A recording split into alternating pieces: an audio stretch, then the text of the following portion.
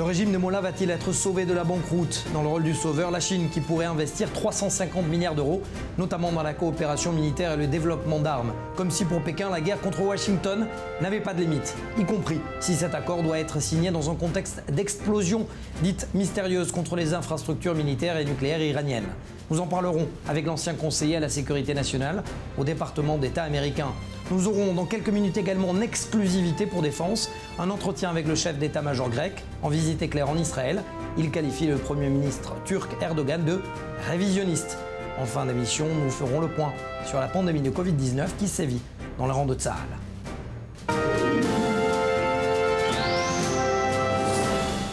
Mais on commence avec cette déclaration qui fait débat en Israël, celle du général américain McKenzie en visite à Beyrouth. Selon lui, les relations entre l'armée américaine et l'armée régulière libanaise sont bonnes et profondes. De quoi inquiéter Jérusalem qui ne cesse d'affirmer qu'une partie du matériel militaire français et américain aux mains de l'armée libanaise termine sa course entre celle du Hezbollah. Une relation profonde donc entre Washington et Beyrouth, mais tumultueuse, voire belliqueuse avec le grand frère iranien. Déborah Benayoun, Océane Nicole. Entre Washington et Beyrouth, les relations sont au beau fixe sur le plan militaire. En tout cas, à en croire les propos du général McKenzie, commandant militaire américain en charge de la région du Moyen-Orient. Des déclarations prononcées lors de sa visite au Liban. Kenneth McKenzie s'est entretenu avec le président Michel Aoun et il assure que les deux pays ont des relations profondes. Pourtant, l'influence du Hezbollah sur les affaires sécuritaires du pays du Cèdre est omniprésente. Jérusalem accuse régulièrement l'armée régulière de laisser implicitement son matériel militaire aux mains de la milice pro-iranienne. Le Hezbollah, cette même organisation terroriste qui souhaite ouvertement détruire Israël, allié numéro 1 de Washington. Je pense que les relations entre les deux pays vont au-delà de l'armée, mais c'est une relation profonde qui surmontera toutes les turbulences liées à la politique. Les États-Unis ne cherchent pas à faire la guerre à l'Iran. Nos politiques sont claires et nous n'avons pas d'intérêt à long terme en Syrie. Et si le commandant américain assure que Washington ne veut pas de conflit avec l'Iran, certains assurent pourtant le contraire. À en croire des experts cités dans le New York Times, les récentes attaques qui ont visé des sites en Iran seraient signées des États-Unis, mais aussi d'Israël. Les deux pays mèneraient donc conjointement une opération clandestine selon eux, afin de stopper le régime des Mollahs dans sa course à l'arme nucléaire. Si les soupçons se portent sur Washington et Jérusalem, aucun des deux ne commente pour l'heure ces déclarations. Michael Doran, cadre du think tank Hudson Institute et ancien conseiller à la sécurité nationale du département d'État sous le mandat du président George Bush. Les explosions s'enchaînent donc en Iran. Est-ce qu'on peut y voir une action de coopération israélo-américano-saoudienne, selon vous? C'est une piste qui me semble très pertinente. Et si ce n'est pas une opération conjointe entre les États-Unis, Israël et l'Arabie Saoudite, alors c'est au moins une mission menée par les États-Unis et Israël. Ou peut-être même par Israël tout seul. Il y a eu 3 explosions mystérieuses et celle qui a eu lieu à Natanz semble avoir été provoquée par un pays étranger. Et effectivement, peut-être 3 pays. C'est une hypothèse très cohérente et je pense que c'était une bonne chose. Mais si vous étiez toujours en activité, est-ce que cela vous surprendrait de voir une action étrangère pour stopper l'activité nucléaire en Iran? No, I mean, we know for a fact that President Obama stopped the... Non, nous savons très bien que le président Obama a mis un terme au programme Stuxnet, ce programme conçu pour endommager et détruire les centrifugeuses iraniennes d'enrichissement d'uranium. La presse en a parlé, c'était un plan développé conjointement par les États-Unis et Israël. Il était même question d'un programme Stuxnet 2, mais le président Obama y a mis fin pour améliorer les relations avec l'Iran et mettre en œuvre l'accord sur le nucléaire iranien. Et quand le président Trump a décidé de se retirer de cet accord, pour moi il était évident qu'il déciderait de rouvrir le dossier du sabotage.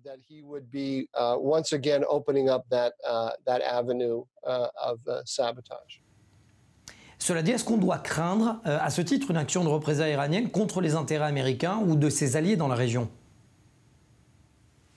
Well, I think it's a very dangerous game that is being played in the Persian Gulf. Je crois que c'est un jeu très dangereux qui se déroule actuellement dans le Golfe Persique. Mais je pense que les États-Unis et Israël ont le dessus et l'assassinat de Qassem Soleimani en était la preuve. Donc je pense qu'il peut y avoir une riposte des Iraniens parce que c'est dans leur nature et qu'ils ne peuvent pas rester les bras croisés face à ces explosions. Mais depuis la mort de Soleimani, je crois que leur marge de manœuvre pour répliquer est plus limitée qu'avant. Donc à mon avis, il n'y aura pas de guerre.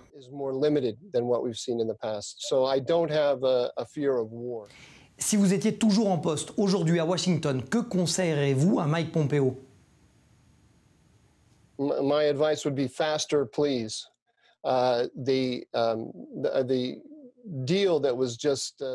Mon conseil, ça serait d'accélérer. L'accord qui a été conclu entre l'Iran et la Chine nous montre qu'il y a une menace qui existe et que l'embargo sur les armes en Iran va bientôt être levé. Ce qui signifie que des pays comme la Chine et la Russie vont avoir l'opportunité d'armer l'Iran.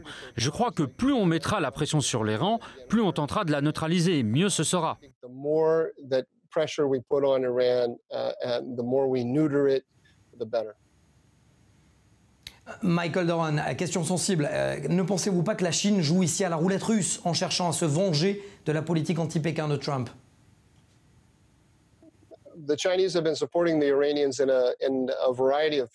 Ça fait déjà très longtemps que les Chinois apportent leur soutien aux Iraniens dans plusieurs domaines, notamment ceux dont il est question dans l'accord comme les infrastructures, le commerce du pétrole, mais aussi le commerce d'armes. Là, il n'y a rien de nouveau. Ce qui change, c'est que les deux pays exposent leurs relations au grand jour et la renforcent. Oui, mais quelle est la probabilité que cet accord aboutisse?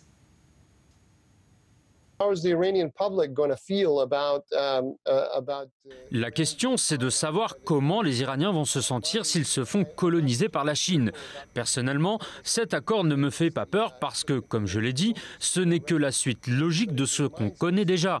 Mais ça nous rappelle qu'il est toujours aussi important d'affaiblir l'Iran et ses alliances au Proche-Orient. J'aimerais aussi revenir sur cette déclaration du général McKenzie, le commandant américain du US Central Command, qui dit que la relation des USA avec le Liban est profonde. Surprenant quand même, Michael Doran, quand on sait qu'une partie du matériel militaire américain tombe entre les mains du Hezbollah.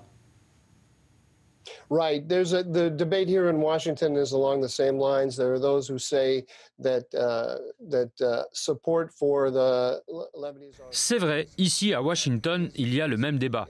Il y a ceux qui disent que soutenir les forces armées libanaises, ça revient essentiellement à soutenir le Hezbollah. Et je crois que je fais plus partie de cette catégorie de personnes. Et de l'autre côté, certains membres de l'armée américaine affirment qu'ils connaissent bien les forces armées libanaises et qu'elles ne sont pas totalement sous la coupe du Hezbollah.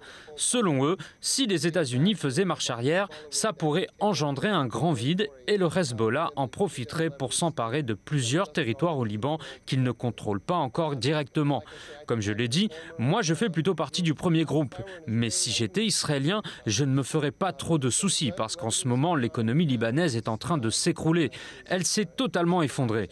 Et la question la plus importante, c'est de savoir quel type de conditions nous allons imposer au Liban pour sa reconstruction, pour faire redémarrer l'économie du pays. Je crois que c'est sur ce sujet que les Israéliens doivent porter toute leur attention. Nous devons nous assurer que le démantèlement du Hezbollah et de leur site dans le sud du pays est une condition sine qua non pour la reconstruction.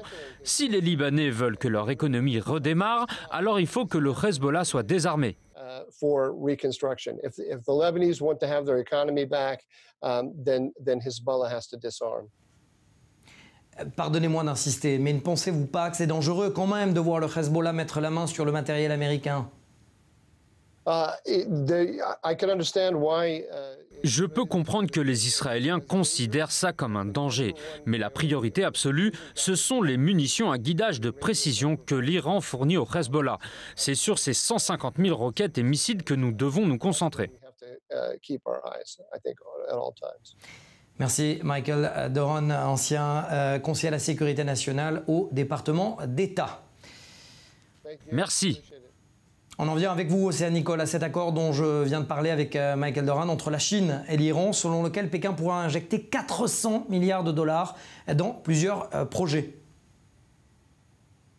Exactement, Mathias, et le dessous même de cet accord remonte à plusieurs années puisque déjà en 2016, la Chine et l'Iran commençaient déjà à discuter d'une entente stratégique avec l'objectif que la Chine étende encore plus sa présence dans divers secteurs en Iran. Je dis encore plus puisqu'on le sait, Mathias, la Chine est déjà le premier partenaire commercial de Téhéran. Alors concernant concrètement exact cet accord, le New York Times a publié des extraits. En tout, il fait 18 pages et on apprend notamment, en effet, vous l'avez dit Mathias, que Pékin devrait investir 400 milliards de dollars en Iran en échange de pétrole à prix fortement réduit, et ce pour les 25 prochaines années. Les investissements chinois en Iran devraient concerner plusieurs domaines: l'infrastructure, les télécommunications, les banques, les transports et même une plus grande coopération militaire avec notamment le développement d'armes ou encore le partage de renseignements pour lutter, je cite selon les termes de l'accord, pour lutter contre le terrorisme, le trafic de drogue ou encore le trafic d'êtres humains. Et Océane, clairement, cet accord, il va sauver tout simplement l'Iran de la banqueroute. Exactement, Mathias. On sait que Téhéran a été durement touché par les sanctions américaines et résultat sur le terrain, les exportations iraniennes ont été sévèrement réduites, tout comme une grande partie de son commerce extérieur. Et avec cette coopération avec la Chine, l'Iran se trouverait en effet un allié commercial à l'heure où la plupart des pays occidentaux lui tournent le dos. Mais cet accord risque aussi de faire profiter les alliés de Téhéran, avec le Liban en tête, mais aussi et surtout son organisation terroriste, le Hezbollah. Il y a quelques semaines d'ailleurs, le secrétaire général du Hezbollah, justement, Hassan Nasrallah, avait lancé un appel dans un discours, un appel en faveur d'une coopération renforcée entre l'Iran et la Chine pour garder, je cite, le Liban à l'abri de la famine. Mais cet accord risque déjà de faire grincer des dents ici en Israël, mais aussi aux États-Unis, où on le sait, la politique américaine contre Téhéran est très ferme et vise aussi à faire plier le régime des mollahs. Merci Océane, Nicole, et j'espère à très vite à mes côtés au studio. À très vite, Océane, Nicole. Merci Mathias. Général Konstantinos Floros, chef d'état-major de l'armée grecque, merci de nous accorder un entretien en exclusivité pour Défense. Vous revenez d'une visite éclair de quelques heures à peine en Israël. D'abord, première question, quelle était la raison de votre visite ?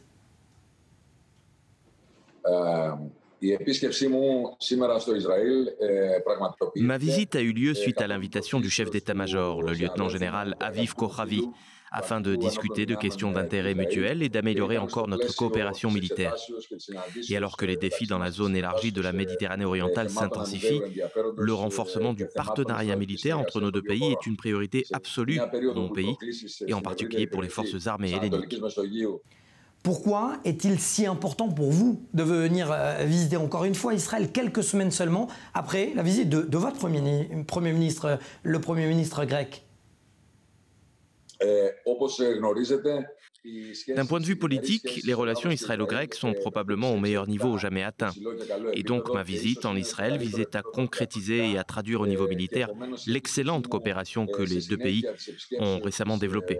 Le point culminant de ce partenariat réside bien entendu dans la récente déclaration du sommet des premiers ministres Israël-Grèce, que nous entendons mettre en œuvre dans son intégralité en matière de défense. Mais chef d'état-major grec, est-ce que vous avez signé, que je comprenne bien, des accords militaires bilatéraux lors de vos entretiens, ou alors est-ce que vous avez plus discuté d'une stratégie à long terme ? La coopération avec un État ami et un allié comme Israël dans le domaine de la formation est déjà à un niveau très élevé, bien qu'il y ait toujours place à l'amélioration. Nous menons déjà des entraînements militaires bilatéraux et multilatéraux, avec des avantages évidents pour les forces armées des deux pays. Nous avons également discuté des derniers développements géopolitiques dans notre région, où les actions de déstabilisation soulèvent de sérieuses préoccupations.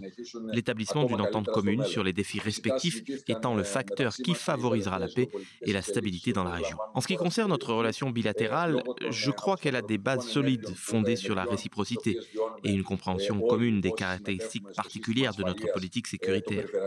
Nos actions conjointes sont en constante expansion et bien sûr, je suis très heureux d'annoncer que pour la première fois, un officier des forces armées grecques se rendra au Collège de défense nationale d'Israël après une invitation officielle. Ce qui démontre bien la relation particulière entre nos deux pays et les perspectives d'approfondissement de notre coopération. Ce qui pourrait aider d'ailleurs au niveau de préparation des forces armées grecques face à la provocation quotidienne turque. D'ailleurs, quel est l'état de préparation ? Les forces armées grecques sont et resteront en état de préparation élevée et tentent d'entraîner quotidiennement au plus haut niveau possible afin de défendre efficacement nos frontières terrestres et maritimes. Nos forces armées sont composées de personnel de haute qualité et bien formés, ainsi que d'équipements modernes, capables de répondre aux exigences d'un théâtre d'opération complexe vis-à-vis d'un voisin qui avance un programme révisionniste en l'élargissant constamment et dans toutes les directions, tout cela dans le but de changer le statu quo de toute la région. On l'a vu au cours des derniers exercices militaires, notamment Blue Flag, un exercice aérien où vos forces, effectivement, vos chasseurs étaient présents en Israël. Est-ce que cela signifie, le chef d'état-major grec, que vos forces armées sont quotidiennement en état d'alerte ? Oui, les défis de l'agression turque augmentent progressivement. Nos forces armées sont en état d'alerte au quotidien, où et quand cela sera nécessaire. À cet égard, nous envoyons un message de dissuasion fort à quiconque qui remet en question nos droits souverains et crée une instabilité dans la région élargie de la Méditerranée orientale, en renversant et en essayant de changer le statu quo et en ignorant également les droits souverains de tous les autres pays. Konstantinos Floros, chef d'état-major grec, merci de m'avoir accordé cet entretien exclusif pour Défense à votre visite éclair, à votre retour de cette visite éclair en Israël. Et puisque l'on dit en hellénique, Charisto, à vous, merci. Je vous remercie également et vous souhaite le meilleur pour vous et pour l'État d'Israël. Sachez que le chef d'état-major grec a déclaré il y a quelques jours « Quiconque attaque le territoire grec, nous les brûlerons d'abord et verrons ensuite qui est le responsable ». Allez, on prend de la hauteur avec cette nouvelle unité de l'armée de l'air israélienne, L7, qui va regrouper pour la première fois sous une même division les unités d'élite d'intervention, les Shaldag, équivalent des SAS britanniques, et les équipes de secours, les 669. Lise Ben-Kemoun. L'armée de l'air israélienne dévoile un nouvel escadron des forces spéciales, nom de code L7. Son but, être plus moderne, plus rapide et plus fort en terrain ennemi, et rassembler toutes les capacités de l'armée de l'air sous un commandement unique. L'L7 comprendra donc à la fois l'unité de recherche et de sauvetage 669, l'unité commando Shaldag et l'unité d'atterrissage frontal qui construit des aérodromes derrière les lignes ennemies, plus une unité de renseignement dédiée à l'escadron et une école des forces spéciales.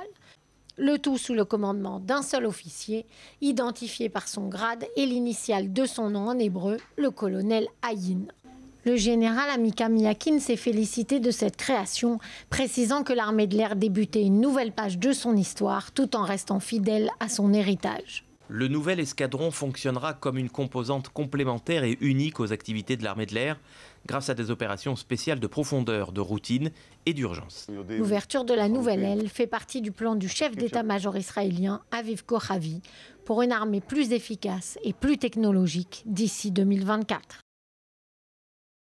Et en attendant, on revient douloureusement sur Terre avec la pandémie de Covid-19 qui sévit dans les rangs de Tsahal. À l'heure où nous diffusons, 614 soldats sont infectés, 11 519 sont en isolement. Docteur Aviel Ben-Kemoun, merci. Vous êtes officier et médecin militaire de réserve. Merci d'être avec nous sur Défense. On a appris ces derniers jours qu'un bataillon entier de l'unité d'infanterie Kfir est en isolement à la base. Plus de 100 soldats de la prestigieuse unité de contre-espionnage 8200 ont contracté le virus. Le chef d'état-major vient de sortir à peine de l'isolement. Bref, est-ce que l'armée israélienne est-elle amoindrie à ce point ? Alors, bonsoir et merci de votre interview. Effectivement, en théorie, oui, comme dans toute armée, quand certaines unités sont en isolement, en théorie, effectivement, il y a une diminution des capacités. En pratique, je pense que c'est légèrement différent. L'organisation de l'armée fait que certains gdouds, en tout cas dans la majorité des gdouds, font des ronds, c'est-à-dire qu'ils ont une organisation soit de garde à la frontière, soit en entraînement. Et effectivement, le fait qu'il y ait un roulement, un gdoud qui est en isolement à la frontière peut facilement être remplacé par un autre gdoud qui connaît aussi bien le terrain. Alors qu'effectivement, en entraînement, ça ralentit leur entraînement opérationnel. Donc je pense que sur un court et moyen terme, il n'y a pas vraiment de diminution significative, mais sur le long terme, si ça se persiste, cela peut poser problème. Qu'est-ce qui fait que l'armée est beaucoup plus touchée aujourd'hui qu'elle ne l'était au plus fort de la première vague? Alors c'est délicat de comparer les deux vagues pour une bonne raison, c'est qu'aujourd'hui, nous testons beaucoup plus. Nous faisons beaucoup plus de tests de dépistage et donc effectivement, nous avons plus de résultats positifs, ce qui est en règle générale le cas quand on facilite le dépistage. Donc effectivement, comme vous l'avez dit, le nombre de cas de corona augmente dans les rangs de Tsahal, avec en conséquence une augmentation du nombre de personnes en isolement. Mais à l'heure actuelle, en tout cas, il n'y a pas de cas graves signalés. Donc grâce à Dieu, on espère que cela va perdurer. Mais effectivement, il faudra avoir 2-3 semaines de recul pour savoir si les cas positifs restent des patients bénins sans complications. Et effectivement, l'avenir nous dira si Tsahal est plus touché lors de ces deuxièmes vagues. La question que je me pose là, à l'heure actuelle, c'est est-ce qu'il n'y a pas finalement un dispositif d'urgence qui permet à Tsahal d'être opérationnel malgré aujourd'hui la pandémie? Alors, effectivement, Tsahal est connu pour anticiper les choses de très loin. Même on le voit dans les entraînements, l'armée anticipe des situations inédites. Et effectivement, c'est pour ça d'ailleurs que plusieurs soldats viennent de l'étranger se former en Israël. Donc effectivement, je suis certain que l'armée a un plan de secours, a effectivement un dispositif sanitaire d'urgence qui, pour le moment, est tenu secret, je pense. En tous les cas, j'espère qu'il le restera et que l'armée n'aura pas besoin de l'utiliser dans les jours à venir. Mais ça veut dire quoi, Dr Aviel Benkemoun?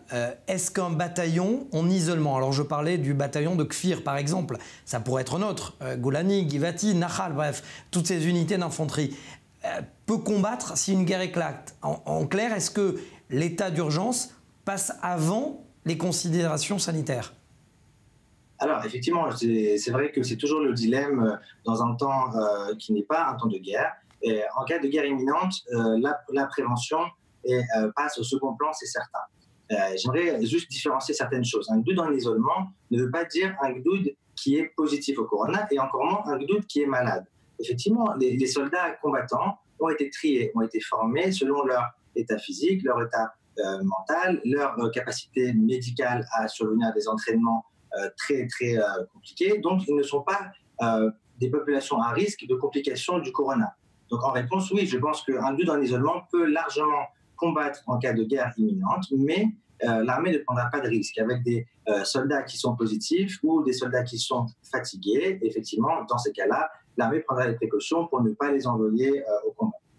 Cela veut dire, et ça sera ma dernière question, Dr Aviel Benkemoun, qu'en règle générale, entre finalement une pandémie qui est au cœur de l'armée israélienne et la guerre, visiblement, l'armée israélienne, pour que ce soit bien clair, choisira d'abord de protéger la défense de la nation avant, éventuellement, de telle ou telle considération sanitaire? Alors, tout dépend des considérations sanitaires, mais effectivement, le fait de mettre en isolement un gdoud reste de la prévention. Et encore une fois, les soldats sont des soldats qui sont jeunes, en bonne santé, et donc effectivement, même s'ils sont positifs, dans la très grande majorité des cas, développent des symptômes bénins. Donc effectivement, en cas de guerre urgente, le danger imminent est la guerre. Et effectivement, si l'armée a le choix, forcément va envoyer des bataillons qui ne sont pas en isolement. Mais si l'armée n'a pas le choix, je pense qu'effectivement, il est largement possible d'envoyer des soldats qui ont été isolés, mais pas des soldats qui sont atteints du corona et encore moins des soldats qui ont des complications. Vous voyez, une question en emmène une autre, je suis désolé. Mais quand vous dites un bataillon isolé, cela veut dire quoi? Cela veut dire qu'il est isolé du reste de la base, c'est cela? C'est-à-dire qu'il n'est pas en contact avec d'autres commandements? Effectivement, et le but, il est effectivement d'isoler les patients en contact avec un patient corona, comme d'ailleurs dans les recommandations du ministère de la Santé. Simplement que l'armée, en tout cas la branche médicale de l'armée, essaye d'adapter les recommandations du ministère de la Santé dans les bases militaires qui sont évidemment plus à risque étant donné la promiscuité des soldats entre eux. Et effectivement, un bataillon peut être isolé physiquement d'une autre base et effectivement si un doute persiste, oui. Merci beaucoup, docteur Aviel Benkemoun. C'est toujours un plaisir de vous avoir parce qu'on comprend mieux effectivement la situation au sein même de l'armée israélienne à l'heure actuelle où la pandémie effectivement de Covid-19 n'épargne pas non plus, on vient de le dire, les rangs de Tsahal. Merci à vous, ancien médecin militaire de réserve. Merci à vous. Notez que du côté palestinien, l'isolement général rentre dans son 10e jour et les forces de sécurité palestiniennes imposent un couvre-feu donc quasiment total dans les grandes villes, notamment à Hébron, véritable épicentre du foyer du Covid-19. Près de 90% des malades viennent de cette région. Je parle de Hébron, mais tous les villages avoisinants au sud de ce carrefour du Gush Etzion, bastion du Hamas. 5138 cas et 38 décès dans cette région. Pour l'heure, pas ou très peu d'incidents.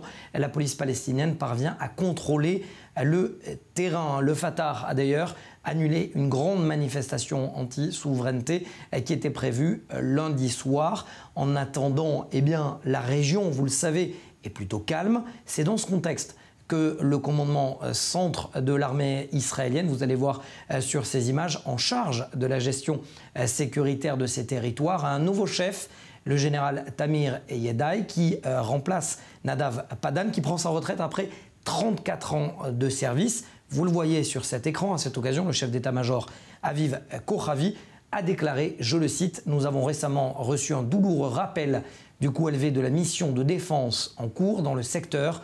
Lorsque le sergent Hamid Ben Igal a été tué, nous serons prêts pour l'application de toute décision prise par l'échelon politique. Traduction donc, si jamais il y a un plan de souveraineté israélienne sur les territoires et toute réalité sur le terrain. » Fin de citation.